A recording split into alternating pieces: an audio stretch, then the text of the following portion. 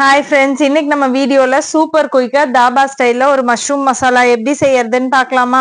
கடாயில 1 table spoon எண்ணெய் சேர்த்துட்டு எண்ணெய் நல்லா சூடானதுக்கு அப்புறமா 3 பெரிய வெங்காயத்தை நீல வாக்குல கட் பண்ணி வச்சிருக்கேன். அது கூட 1/2 டேபிள் ஸ்பூன் உப்பு சேர்த்துட்டு நல்லா செவக்க வதக்கி எடுத்துக்கலாம்.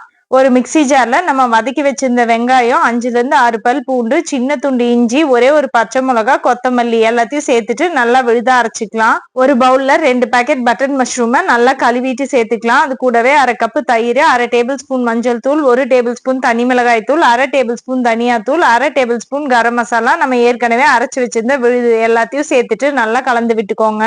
மசாலா நல்லா மஷ்ரூம்ல ஈவனா கோட் ஆகுற மாதிரி கலந்து விட்டுட்டு ஒரு 10ல இருந்து 15 நிமிஷம் அது ஊறுறதுக்காக வச்சிடலாம். இப்போ ஒரு கடாயில 1 டேபிள் ஸ்பூன் எண்ணெய் சேர்த்துட்டு எண்ணெய் நல்லா சூடானதுக்கு அப்புறமா ஒரு பிரிஞ்சி இலை, சின்ன துண்டு பட்டை, 2 கிராம்பு சேர்த்துட்டு 1 டேபிள் ஸ்பூன் சீரகம் சேர்த்து நல்லா பொரிஞ்சதுக்கு அப்புறமா நம்ம ஏற்கனவே மேரினேட் பண்ணி வச்சிருக்க மஷ்ரூமை அதுல சேர்த்துட்டு நல்லா கலந்து விட்டுக்கோங்க. ஒரு 2 நிமிஷம் நல்லா கலந்து விட்டுட்டு மீடியம் ஹீட்ல வச்சுட்டு மூடி போட்டுட்டு ஒரு 15 நிமிஷம் அது எதுவும் டிஸ்டர்ப் பண்ணாம விட்டுடலாம். 15 நிமிஷத்துக்கு அப்புறமா மஷ்ரூம் எல்லாம் மசாலால நல்லா குக் ஆகி எண்ணெய் பிரிஞ்சு வந்திருக்கு. இந்த ஸ்டேஜ்ல பொடி பொடியா நறுக்குன கொத்தமல்லி இலைகளை தூவி சர்வ் பண்ணிடலாம். இது சப்பாத்தி, நான், ரோட்டி எல்லாத்துக்குமே ஒரு பெஸ்ட் சைட் டிஷ்ஷா இருக்கும். கண்டிப்பா ட்ரை பண்ணி பாருங்க. பாய்.